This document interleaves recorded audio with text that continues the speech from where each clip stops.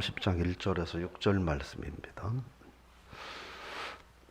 잠언 30장 1절에서 6절 말씀 같이 함께 읽겠습니다. 이 말씀은 야게의 아들 아굴의 잠언이니 그가 이디엘 곧 이디엘과 우갈에게 이른 것이니라. 나는 다른 사람에게 비하면 짐승이라. 내게는 사람의 총명이 있지 아니하니라. 나는 지혜를 배우지 못하였고 또 거룩하신 자를 아는 지식이 없거니와 하늘에 올라갔다가 내려온 자가 누구인지 바람을 그 장중에 모은 자가 누구인지 물을 옷에 싼 자가 누구인지 땅의 모든 끝을 정한 자가 누구인지 그의 이름이 무엇인지 그의 아들의 이름이 무엇인지 너는 아느냐? 하나님의 말씀은 다 순전하며 하나님은 그를 의지하는 자의 방패시니라. 너는 그의 말씀에 더하지 말라. 그가 너를 책망하시겠고 너는 거짓말하는 자가 될까 두려우니라. 아멘. 할렐루야. 오늘 말씀의 제목 너는 아느냐 이런 제목으로 말씀을 나눠보고자 합니다. 1절 말씀해 보니까 이 말씀은 야게의 아들 아굴의 잠언이다 이렇게 말을 하고 있습니다. 아굴의 잠언이다 이렇게 얘기합니다. 아굴이라는 것은 사람의 이름입니다. 근데 아굴이라고 하는 이름의 뜻은 뭐냐면 모으는 사람, 뭔가를 이렇게 수집한다 그런 얘기 하잖아요. 수집하는 사람, 모으는 사람이라는 것이 아굴이라고 하는 이름의 뜻입니다. 그 이름대로 아굴은 솔로몬 시대에 살았던 사람으로 보는데 솔로몬 시대에 또 이렇게 많은 이 잠언들이 막 이렇게 우후죽순으로 생겨나는데 그 중에 그 잠언들을 모아가지고 또 수집하고 그걸 잘 정리했던 사람. 그래서 그런 일들을 통해서 백성들을 가르치는 그런 요즘으로 말하면 뭐 어떤 현명한 학자 같은 사람이었다 이렇게 보면 됩니다. 그러니까 이 30장 말씀은 그렇게 아굴이라고 하는 사람이 솔로몬 시대에 많이 생겨났던 잠언들을 모아서 정리한 것이다 이렇게 보면 됩니다. 근데 2절 같이 한번 읽어보겠습니다. 나는 다른 사람에게 비하면 짐승이라. 내게는 사람의 총명이 있지 아니하니라. 아굴은 그 시대에 이 현자, 많은 사람들에게 도움을 주는 그런 현자인데, 근데 아굴이 자기 스스로를 말하기를 다른 사람들에 비하면 짐승이라 이렇게 얘기한다는 거예요. 그러니까 이 말을 그냥 조금 우리가 이해하기 쉽게 얘기하면 뭐냐면 공부도 할 만큼 하고 사회적 명성도 가질 만큼 가진 사람이 그냥 일반적인 사람들보다 나는 더 알지 못하고 나는 그런 분들에 비하면 나는 아는 게 형편없이 없습니다. 이렇게 말을 한다. 뭐 그런 의미로 보면 되는 거죠. 결국 거예요. 하나님 앞에서 나는 한없이 연약한 사람입니다. 이런 고백을 아굴이 하고 있다라고 하는 겁니다.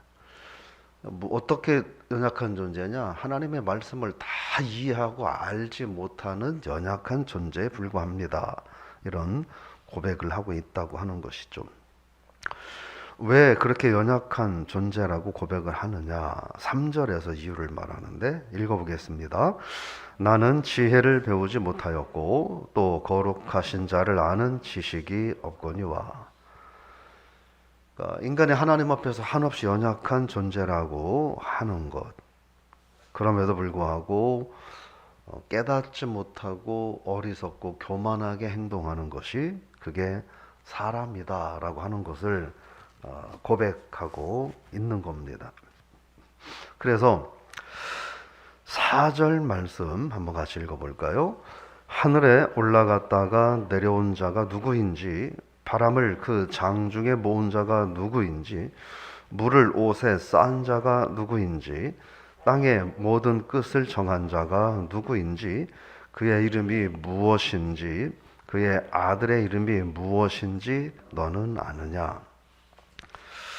여기서 마지막에 너는 아느냐라고 하는 이 질문을 함으로써 우리 인간이 지금 아굴은 자기 스스로가 하나님 앞에서 연약한 존재, 한계가 있는 연약한 존재임을 고백하는데 그걸 다시 질문을 하는 거예요. 너는 아느냐? 라고 하는 거예요. 나는 하나님 앞에서 아주 극도로 연약하고 보잘것없는 존재인 것을 고백한다. 그런데 너는 아느냐? 여러분들은 하나님 앞에서 연약한 존재임을 아느냐?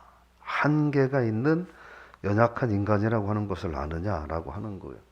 그 일례로 천하 만물을 만드신 분이 누구인지 아느냐라고 하는 질문을 하는 거예요. 그 질문 앞에서 우리는 무한정 연약하고 무지한 존재임을 깨달을 수밖에 없고, 그래서 그 하나님 앞에 우리는 엎드릴 수밖에 없는 존재라는 것을 말하고 있다 하는 거죠. 그러면서 그럼 인간이 그렇게 연약하고 하나님 앞에 보잘것없고 나약하고 연약한 존재임을 고백할 수밖에 없는 한계가 분명한 사람인데 그럼 어떻게 해야 되느냐라고 하는 거죠. 5절에서 그 말씀을 하고 있습니다. 5절 읽어볼까요? 하나님의 말씀은 다 순전하며 하나님은 그를 의지하는 자의 방패시니라. 6절이요. 너는 그의 말씀에 더하지 말라. 그가 너를 책망하시겠고 너는 거짓말하는 자가 될까 두려우니라. 너는 아느냐라고 하는 질문을 통해서 인간의 무한한 연약함과 한계를 아느냐라고 하는 거예요. 그럼 그런 인간이 어떻게 살아야 하느냐? 5절에서는 그 말씀을 하는 거예요. 하나님을 온전히 의지하며 살아야 한다. 이런 말을 하고 있는 거죠. 그러면서 뭐라고 말하냐면 하나님의 말씀은 순전하다. 이렇게 말합니다.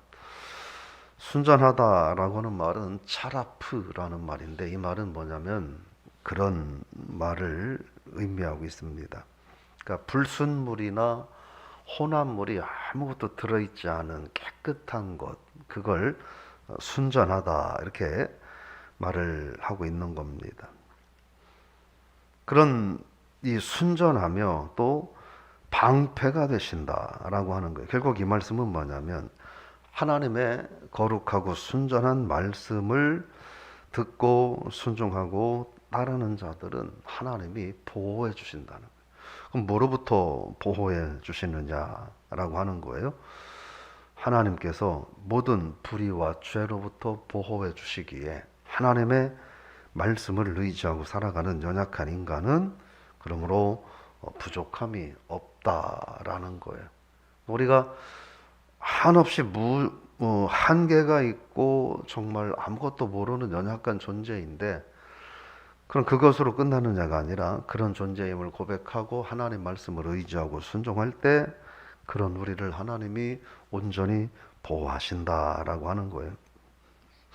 그러므로 어떻게 우리가 하나님 앞에서 살아가야 되느냐? 6절에서 말씀합니다. 읽어봅니다. 너는 그의 말씀에 더하지 말라. 그가 너를 책망하시겠고 너는 거짓말하는 자가 될까 두려우니라. 하나님의 말씀에 가감하지 말라라고 하는 것이에요. 특별히 불의한 자가 하나님의 말씀을 가감하는 것은 어리석은 행위가 된다라고 하는 거예요. 불의한 자, 알지 못하는 자, 이 대자연을 누가 만들었는지, 바람을 어떻게 하나님이 만드시는지 아무것도 모르는 그런 존재들이 그 하나님의 말씀을 자기 마음대로 이리 만지고 저리 만지고 이리 더하고 저리 빼고 하는 것은 그 자체가 이미 하나님의 말씀을 가감하는 거라는 거예요.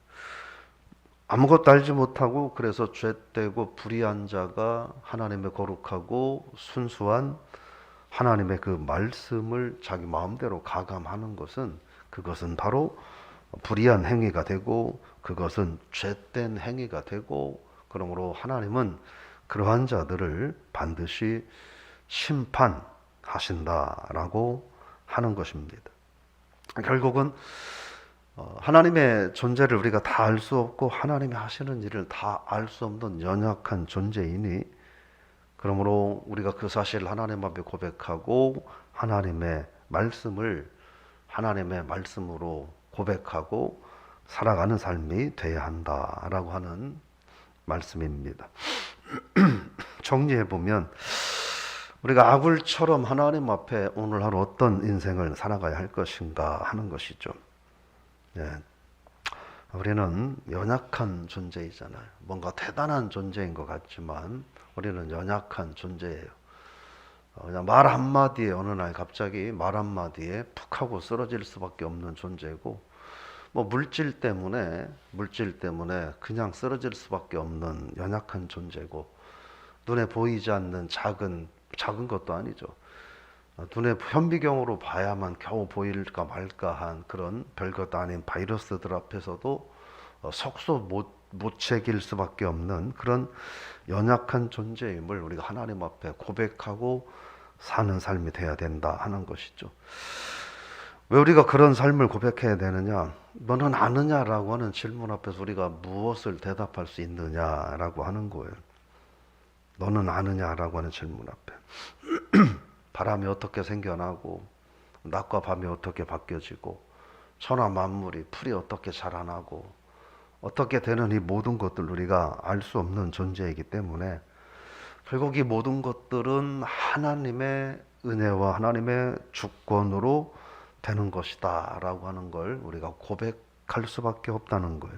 그래서 너는 아느냐라고 하는 이 질문은 너는 믿느냐라고 하는 질문과 같다라고 생각을 할 수 있는 거죠. 너는 하나님의 살아계심을 아느냐라는 거예요.